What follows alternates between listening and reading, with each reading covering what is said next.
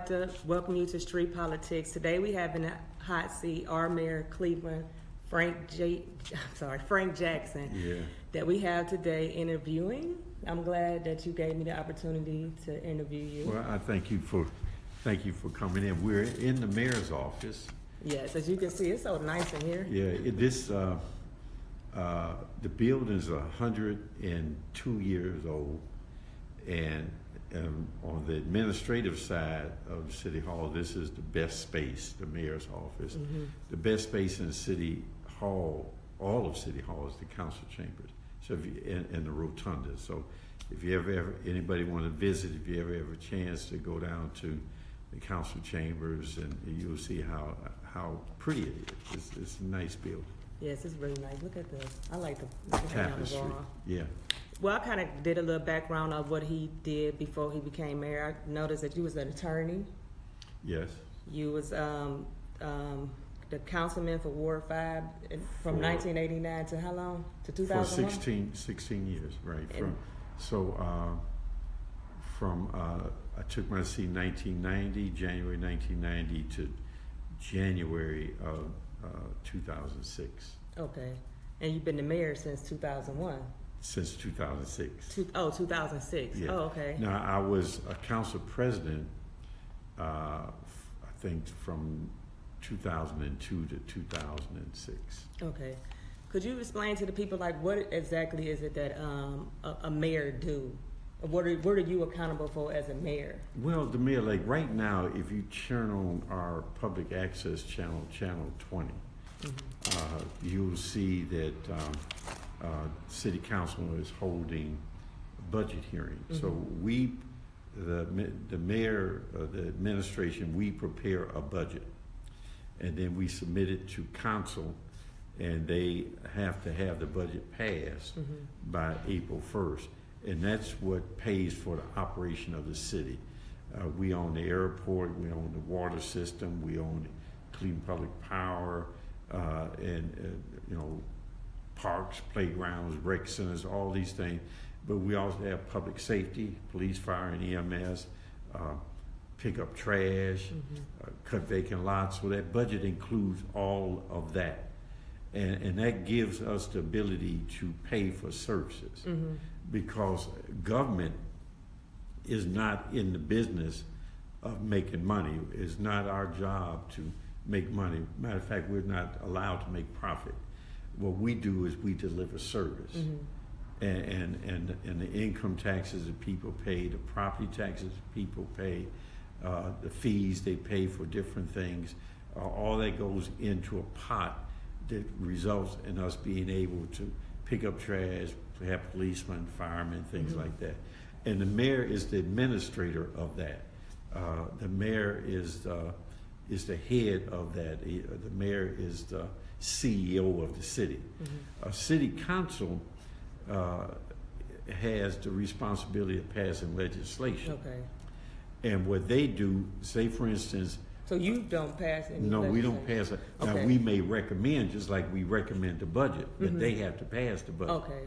And those are the council members? The council members. Okay. And then, say for instance, we wanted to, when we built the new Collinwood Rec Center, we're talking about building another one out in Ward 1, mm-hmm. A new Ward 1 Rec Center. Well, we will get do the administrative side of that, or the designing and doing all of that work, but we cannot spend the money to do it mm-hmm. until council appropriates that money and allows us to do it.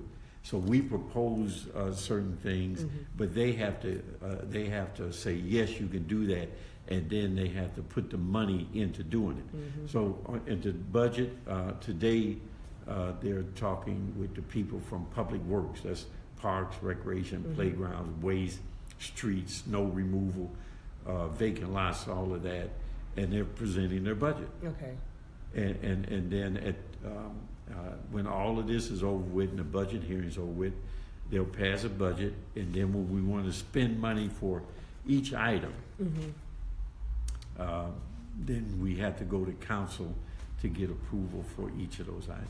Now, it's funny that you said how the council people is the one that passed the budget. Well, last week I actually had a candidate that was running, Richard Starr, for Ward 5, and I was asking him, like, what does the council do? And it seemed like, and I was telling him, like, y'all need to hold these council people accountable, because I'm like, and I was saying, like, I like how the streets look in Avon and, you know, other places, like, why our streets can't look like that? I didn't know that those are the people that we can go to. Well, so what happens is this. You have what they call a capital budget. The capital budget is, you cannot pay people's salary with that. You can't pay for policemen or waste collection.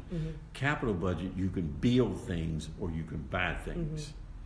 And you borrow money for the capital budget. So the streets that you see out here that are in bad condition, those are in bad condition because they have not had repair for some time. Now, there was a time when city council picked the streets they wanted to be fixed. Well, I worked with the council president, and we took that responsibility away from them. Now we have that responsibility. It was a time when they had the responsibility. There was $4.5 million put into that, and they divided it up 17 ways. Right. Well, you can't get but so much done. Right. But now what we've done, I've upped that to 12 million. And we have a study done that looks at fixing the worst streets first. And with that, you can see some improvement. Now, the other thing you see is with major streets like St. Clair, Superior, Kinsman, Central, Quincy, 55th Street, 40th. That money comes from the state.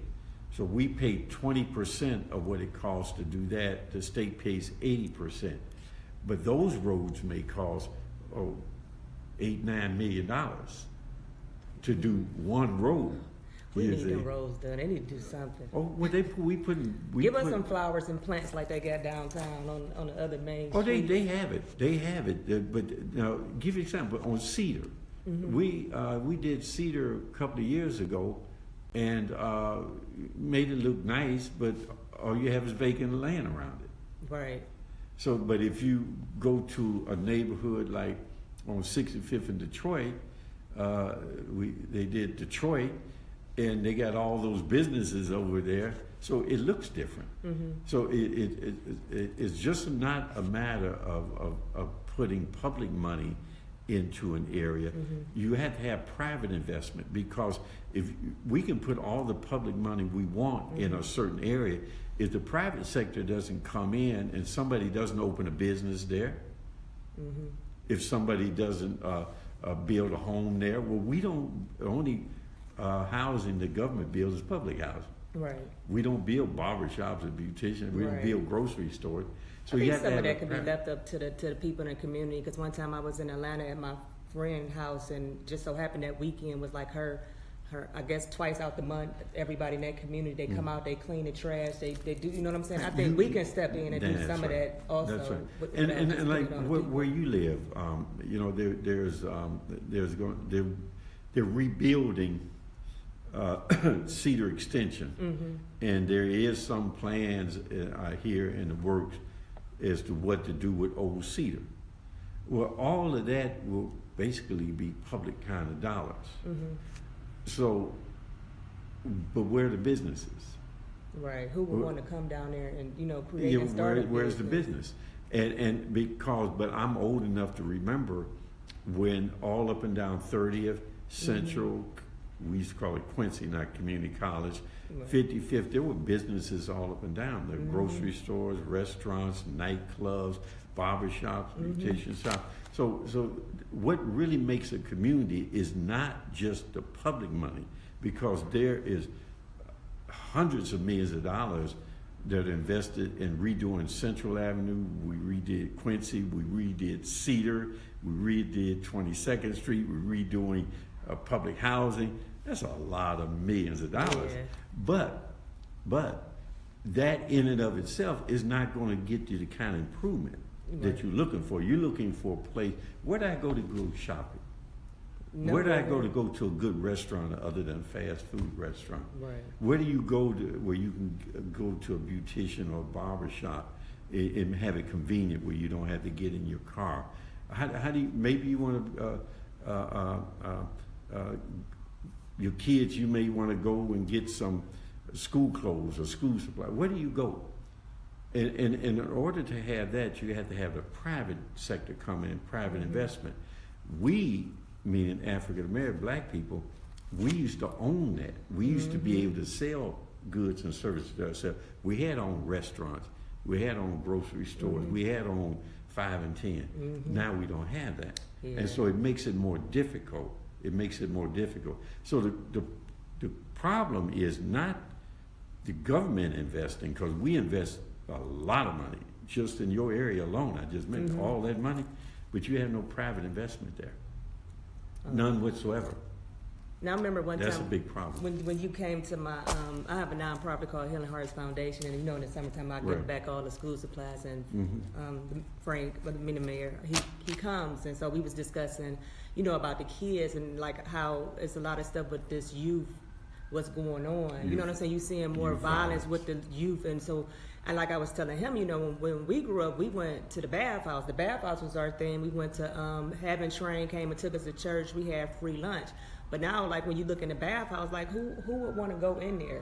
And that's why what we've done, if you notice, they're actually doing repairs to the bathhouse. Yeah, I remember you told me that they have funding for Yeah. it, but it's just how they dispersing it. But they was going That's to right. take the top priority first, and that was the roof. And that was the roof, and Yeah. they're working on that. You notice how they had complained about all of the shrubbery around there, remember? And so we talked to CMHA about cutting down all that shrubbery, the trees. Now they're going to go inside, meaning the city, and the contractors are going to go inside and do some work there. So is they going to remodel it? Well, yeah, you know, when I first became a councilman, we put several $1 million into remodeling then. They were talking about tearing down the bathhouse back in 1990 when I first became a councilman. And we put several $1 million in it then to save it with the roof and did the whole remodeling. But, you know, that's what, 28 years ago. And it still ain't nothing done. Well, no, it was done, but now, just like anything, 28 years later, with wear and tear, you need to redo it again. That's what the issue Right. is. So now, but the concern that I have is you got to deal with the physical side. How does it look, and make sure it's not leaking, Right. and they can play. But the concern to me is more about what goes on inside the building, which means you have to have Activities. Something to draw the kids' attention. Draw the kids' attention, and you have to make it a place where they feel safe to go.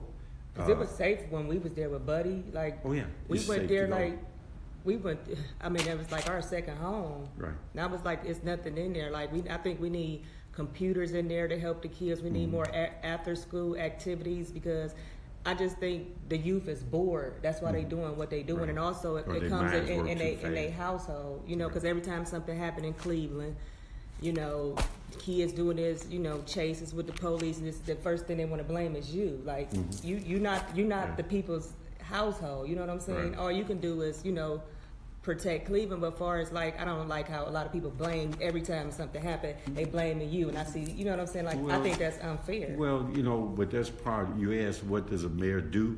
A mayor sometimes take a whole lot of BS from people when when it's not your fault. It's part of the job. So yes, I get blamed for a lot of stuff, but when it comes time for the credit about doing something, then I don't necessarily get the Oh credit. no, you don't get that. Right. No. So, but it's part of the job, and which means this job is not for somebody who's faint at heart. I tell anyone that if you think this is a chump street job, come play it. I know. Just come If play you- it. Like say, if you think you can do it better than me, well, come on. Come on with it. Yeah, that's right. Yeah. And then what they find is that when they get down here, some of the strongest people who was blaming me, as you mentioned, some of the people who blame me the most when they get down Now here, they see. say, "Oh man, I didn't know what you were dealing with." I didn't know how you, man, I see how you handle this now as compared, let's say like these police shootings. Now, I fired a whole lot of police officers. But see, they didn't want to, they just make it, was like, you just let that happen with them, and you just, because you wanted to be on the side of the police, because they... Right. Now, let me tell you how that works. So I go over to the west side, and they get on me about I'm not friendly enough with the police. Right. They tell me that I don't support the police. You know why? Because what happens is that many of the police that I wound up firing were police officers that they knew over on the west side. That's their friends. So well, they have relationships, right? So then I come on the east side, and they say you too friendly with the police. But let me give you an example. The East Cleveland shooting. Now, a lot of times, if you want to be political about it, the people who are political about it, they ain't around no more, are they? They gone. Why? Because they use that opportunity to grandstand and try to make themselves look good to the people. That look, I'm sticking up for you. They weren't sticking up for the people. All they were doing was politics. Now let me tell you how it works. They wanted me to get out and say and do some things. Well, if I would have said and done those things that people were saying they wanted me to do, then I couldn't have fired those police officers, because then the judge would have said, or the arbitrator would have said, hey, look, you already had your mind made up. So just like, I got grandkids who wind up in court. You get family winds up in court, right? So what happens is, if the judge says, hey, look, I know you guilty, and they didn't even put the trial on, you got a problem with that. Right? So you have to go through the process. And once you go through the process, you let the process take care of itself, then you can make a decision. And what happened was, on the East Cleveland shooting, we fired out of the 13. No, that was the which one? In East Cleveland, one where they the 130 something shot up there where they killed the two people. We fired out of the 13 police officers, we fired 6 of them. But then they came back on through but see, that wasn't me. No, the what is it? The arbitrator. But this is my point to you. But the same people who was saying to me as if it was my fault that it happened never opened their mouth when the arbitrator brought them back after I fired them. Never said a word. Never said a word. They're not going to do that. No, because it is political game. It's the thing. And what is happening is, that's why communications like yours, and I've talked to on other communication outlets that are not the traditional media, because you're not going to get the same treatment in traditional media. They pick and choose what they want to put up. That's right. And just to bring up that, like, okay, what's going on that happened in Douglas High School out in Florida, like with the shooting, and the way they just, but all media right now is just using those kids like for political gain, and pushing agendas that they want to do. Jerry Springer's sales, meaning that kind of drama. I asked my wife and daughter sometime. I go in the house and they had that kind of stuff. I said, "Why are you listening to that?" You're talking about how they doing this person wrong, and how they embarrassing this person to the whole country on this TV, but you paying attention to it. Well, that's the way it is. People like that drama, and that's what happened. So this drama sells. Drama sells. So the more people can cause a bunch of stuff, the more attention they get, and there are people who chase cameras.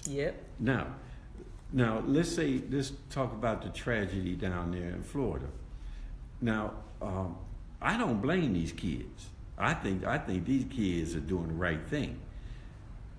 But what is happening here is that these are the kids of the same people who support all these guns being out here. These gun rights people. Right. And so now their kids are pushing back on them. If you look at the city of Cleveland and the number of kids who are either shot, commit suicide and or killed as a result of guns, I bet you they'd add up to more than 17 in 1 year. And we ain't got no media coverage on that. Well, all you get is what the mayor's gonna do. Right. See, that's all you get. So what's happening is here, and I always tell people this, it's just like when, back in the 90s, when I first became counselor in the mid-80s, when crack cocaine was wild. And now it's an epidemic. But when Now my it's mother an was on it, there wasn't no epidemic. She went to jail, we went to foster homes, and, Right, and but that's with how no it was. epidemic. Now you got an epidemic with opiates. Why? Why? It's in them other people's homes. So it's never about what's happening. That's completely irrelevant. I don't care how bad it is or how good it is. What matters is who it's happening to. So now you got an epidemic around opiates. Why? Because it's happening to people, this other group of people. Now these kids, and rightfully so, I give the kids credit, standing up and saying, hey, look, y'all need to do something about this. This ain't working. Well, they trying to push their kids back down, but their kids won't go away. Oh, no, they ain't going nowhere. They ain't going nowhere, and I don't blame them. But now, all of a sudden, they got a problem. They got a problem. But when we're killing each other, it ain't no problem. but you let us go out and do some harm to a different group of people, you're going to get a whole lot of time. Oh, yeah. A whole lot of time. So what I'm saying to you, the same thing applies to me. People treat me different. People treat me different. So if our community expects one person to do everything, and when you ask the community to do something, they say that ain't my job. Right. Ain't my job. It ain't my job. It is your job. It is all of our jobs because they're all our children. The problems, the condition, all this stuff belongs to us. If we continue to sit around and think that the right thing is going to happen to us because it's the right thing to do, we foolish. Yes. The only way it's going to happen is if you make it. Now, the final thing on that, they show you how they even elected a president. They elected a president who thinks this crazy stuff. This man's recommendation, he's sitting there with the children, the survivors, and what is his solution? Get a teacher a gun. Give the teachers a gun. No, I don't. I think as.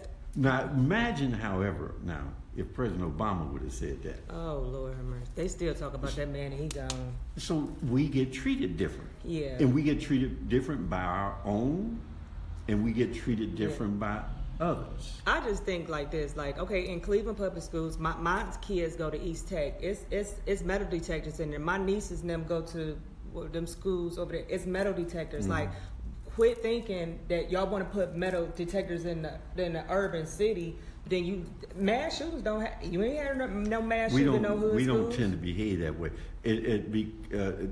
These are. Now wait a minute before you answer that. All Cleveland public schools have metal detectors? I think so. They have security at the door. What happens in these situations, though, is when someone comes there, if they don't get in the school, they may start what they do outside the school, and then they force their way in.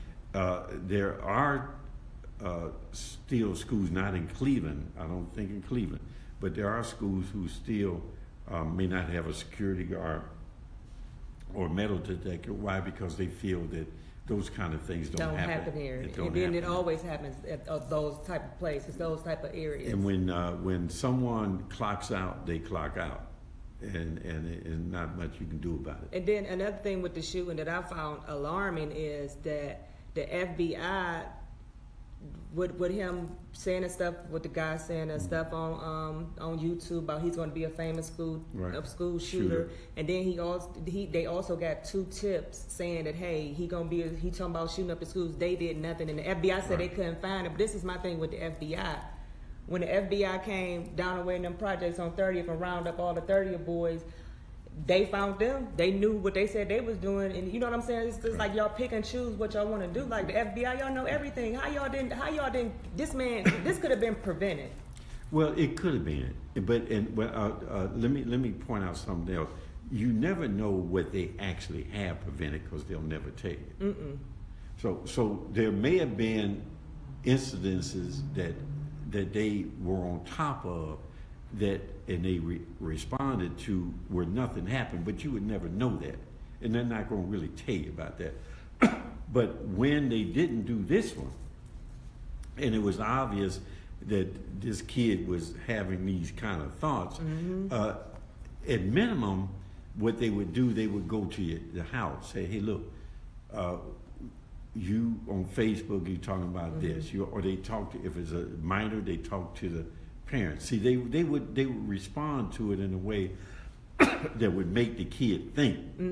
Make the kid think. Like, hey, we watching you. We know what you're up to. Now, they do that all the time. So there have been many cases where they follow through on these things, and it may have prevented some stuff from happening.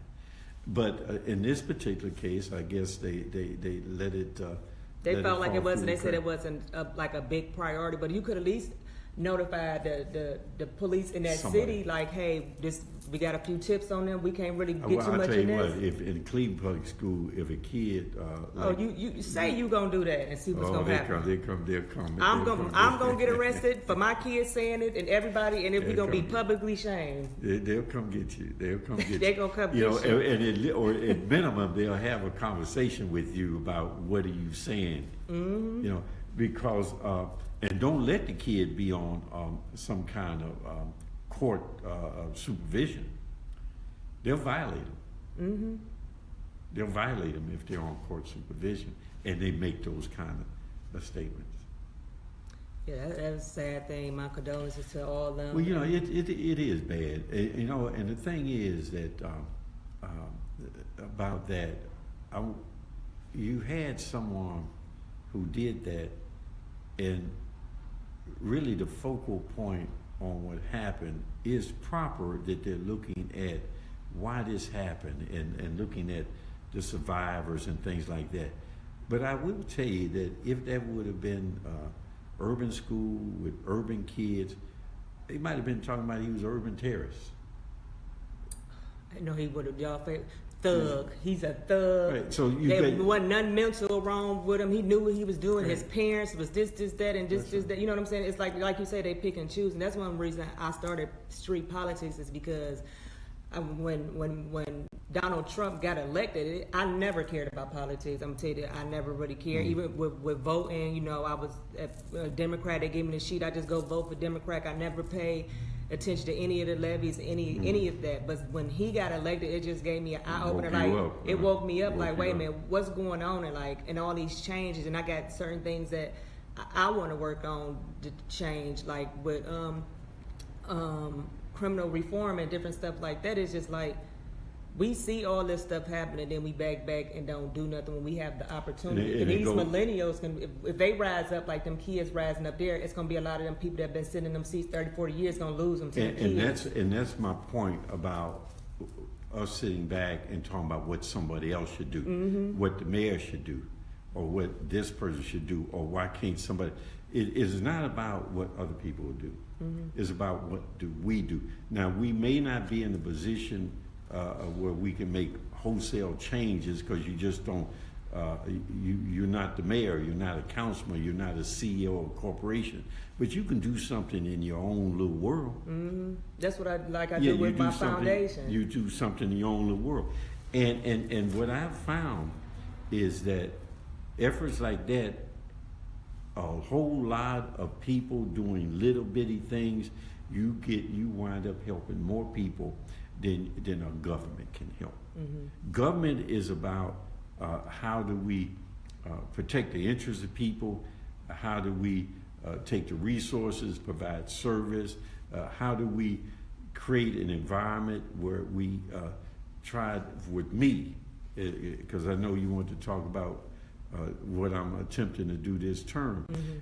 For me, it's all about the disparity and inequities of life, the differences, because when you look at what happens, if you don't have a stake, if you don't have a seat at the table, then people will do to you whatever they feel they want to do.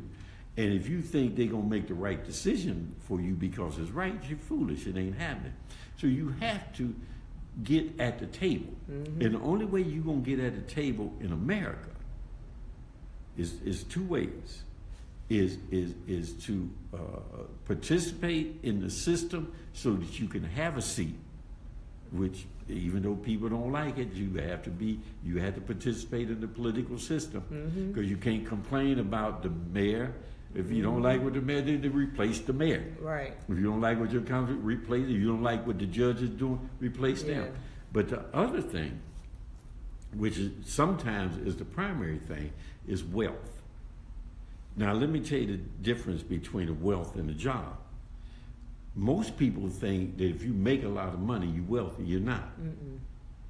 To give you an example, if you're working at McDonald's and you're making whatever you make at McDonald's, and you're getting paid and you earning a living, well, no matter how much you make, even if you become a manager, you ain't going to make as much as a person who owns McDonald's. Right. If you a basketball player, a prominent basketball player that's getting millions of dollars a year, yes, you got a lot of money. And because of that, you got influence, and you can influence somebody to buy this tennis shoe or this jersey, and for that you get a royalty, you get some money back on that too. So you're making a lot of money, but you're not wealthy, even though you got millions of dollars. You know why? Because you don't own anything. Right, and that's the... You have to own something. And when you own it, then you have, rather than saying to the system, why don't they give our kids jobs? Well, who is they? Why don't they give our kids jobs? Well, rather than saying that, if you own something, then you have the ability to give the job. Right. Then it's not about what somebody else should be doing for our kids, it's what we would be doing for our kids. That's why we don't have businesses the same way we used to have them, because we don't own it anymore. We don't own the ability to provide goods and services. I can remember, not only did we have all these businesses, all of them down the street, not just one, a lot of them. We had movie theaters, we had the doctors, the lawyers, the dentists. They all were in the community. We were segregated, couldn't go anywhere. They were all in the community, right?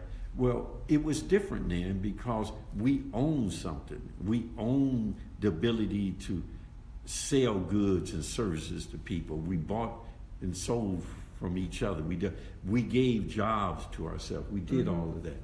But we don't have that ability anymore. And we're always looking for somebody else to take care of it. Yeah.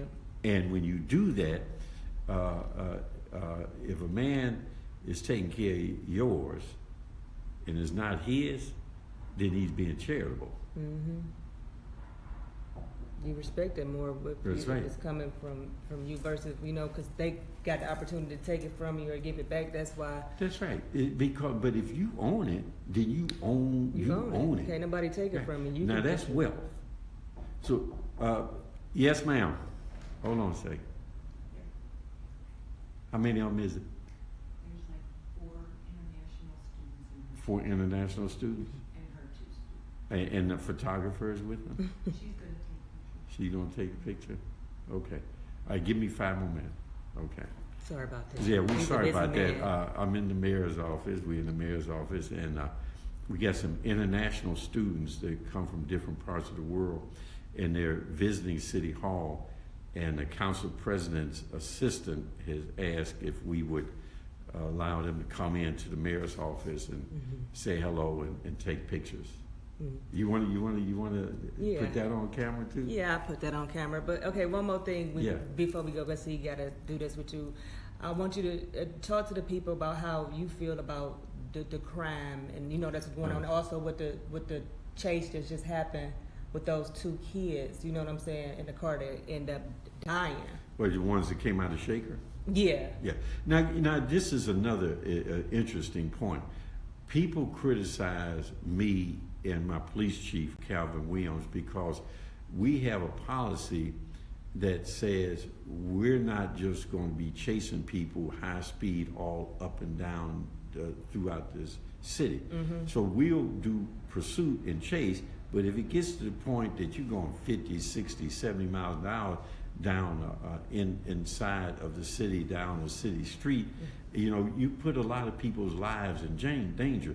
Not only the person in the car trying to get away, the police officers chasing them, but it could be just Mm-hmm. last night, I think it was a 14-year-old got hit by a car because From a chase. East Cleveland police chasing them out of East Cleveland into Cleveland. So we would call that off. What we would do, we would call that chase off. And that became a policy after the East Cleveland shooting when they were chasing the two people for 25 minutes throughout the city on the highway and all this kind of stuff. So we evaluated that and said, well, it doesn't make sense. You know, we can't put other people's lives in danger. And so we had to evaluate each situation. So the police from Shaker chased them into Cleveland, and they kept chasing them. The kids lost control, crashed the car. Is that legal for another city to come? Yes, they can. They can do as long as they. It's like hot pursuit, exigent circumstances. That's the legal term. So if they're in hot pursuit, like if you, the police, I did something in your city, and I said, well, I'm gonna run over here, and then say you can't get me because I'm over in Cleveland. Okay, That don't work like ain't that. No. Now, if in fact something happened in your city, and you find out later I live in Cleveland, then you would call the city police and say, look, I got a search warrant, an arrest warrant for somebody, so can you go along with me? But if you're in hot pursuit, they can do that. So in that case, what happens is their policy about chasing is different than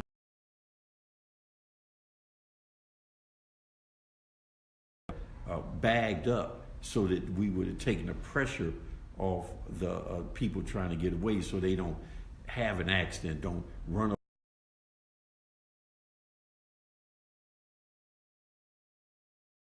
Two kids. not for a stolen know. car. Now let me say this before y'all. They shouldn't. They should not have stole the car. Yes, we get that. But That's at the right. end of the day, it shouldn't be It's no 100 common. miles.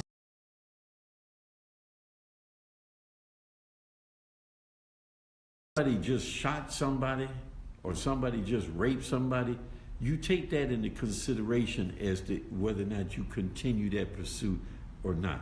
But if somebody just stole a car, you know, that's a different level, right? So you have to, police officers have to take into account those kind of things. We train our police officers to say, if you're in pursuit, you have to notify the radio so that we know that you're in pursuit. If it gets hazardous, then your supervisors, the sergeants or the lieutenant, can then call the chase off. If they call the chase off, then then there's things that you do. You bag up, you slow down, you know, you do those kind of things so that you wouldn't endanger the public. Right? And then they'll say to you, well, you bag up, somebody else will be up here, cut them off over here. Right. So there's a way that you coordinate those kind of things. Now, crime in general, and then I have to get to these young kids. Crime in general. Crime is not ever going to be solved by the police, by themselves. Because crime is really the symptom of a greater ill. It's just like you got a virus, and now all of a sudden you got a bad cold. When you take the cold medicine and NyQuil, that's the police. You're dealing with the symptom. The real cause of you being sick is really a social economic issue. It's about jobs. It's about education. It's about wealth, the ownership of stuff. It's about family.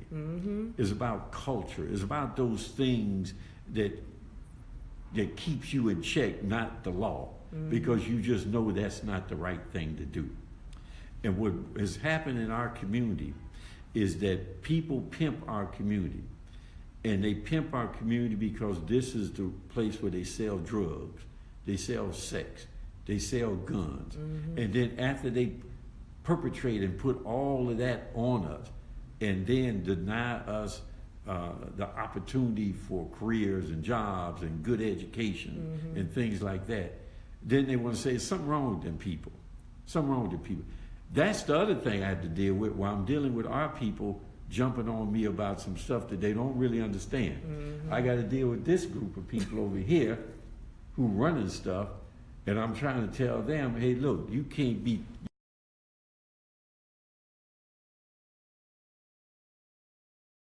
You're going to educate our kids. So we did the school reform plan.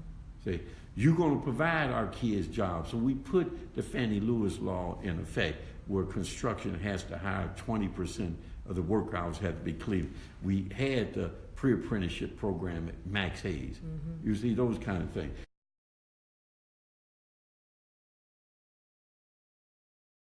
Wealth is being created. But those kind of things our people don't see because it's not the immediacy of it. What they see it before them is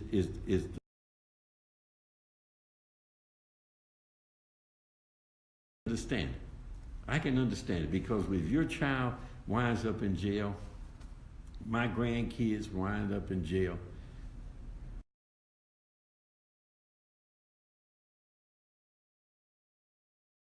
I'm trying to deal with my child right now. Right. So it's a matter of, and we're constantly put in a sense of urgency. Everything for us is right now. Our life for us is not next week or even tomorrow. Life for us is right now. And sometimes it's just for that moment because you don't even know what's going to happen in the next hour. And so we're under tremendous strain and stress. And what I do is keep the system as much as I can off us so that it gives us the opportunity to educate our kids. Our kids wind up going to college. They should have opportunities. We hire ex-felons. People come out of the penitentiary. We give them opportunity to work. You know, we want to give our companies opportunities to get contracts so that they can make some money to hire our people. All these kinds of things. But that's fighting against a system that is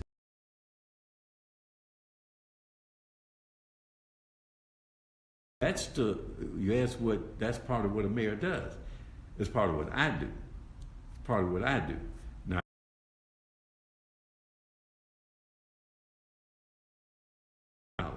a year? A year. I have close to 8,000 employees. So I'm not just running a rinky-dink operation. Right. We're running a whole city. And all those things associated with running that city. And we have to manage that and make that successful. At the same time, we have to deal with the economic side of things and the social side of things, the safety side of things, the quality of life side of things. And that's why I tell people, if you think it's a chump's job, come do it. Do me a favor. God, go home and retire. Right. And then I can spend more time with my grandkids. Right. Now, before we go, the last thing I just want to say, now this is to the parents, because like he was saying, like it's not everybody want to shift blame on everything else. You know, I'm going through the same thing with my son. I didn't raise him.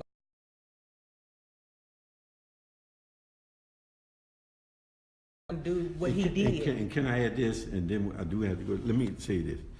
In our community, and it happens to me because I still stay on 38th and Central. And whatever we teach our kids, and as hard as we are on them to make them do the right thing, as soon as they step out that door, they do what they want to do. The world takes them.